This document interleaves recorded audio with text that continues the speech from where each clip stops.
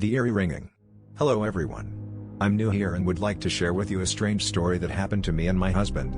Maybe you can give me an explanation for this or have had similar experiences. I look forward to hearing your thoughts.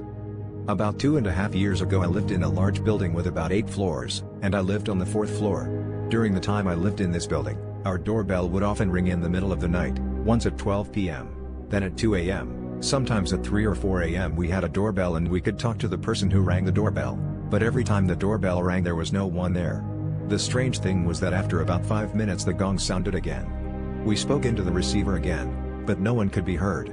Sometimes the doorbell rang again after an hour. We called the police several times, but each time they came, no one was there.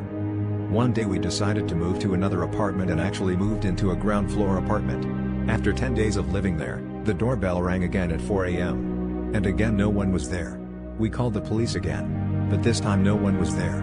This incident repeated itself again and each time we called the police but they couldn't find anyone. The doorbell rang once and when we picked up the phone we heard very loud and eerie breathing. At this point my husband couldn't take it anymore and opened the door, but there was no one outside. At the same time we called the police, but again no one was there. These things kept happening and I could never find an explanation for them. I wondered what was behind all these strange events. Was it something supernatural or just a strange series of coincidences? I also forgot to mention that when we talked about these incidents, no one believed us. People thought we were crazy or thought we were making it all up. But then one night, one of my husband's friends came to visit. It was around 12 o'clock at night when we were watching a football game together. At that moment the doorbell rang. We went out, but as usual, no one was there. Half an hour later the doorbell rang again and again no one was there. My husband's friend was so shocked that he said, "I couldn't believe it, but now I'm just as shocked by what I saw." I still don't know what really happened in those strange moments. Were they supernatural phenomena or just strange coincidences?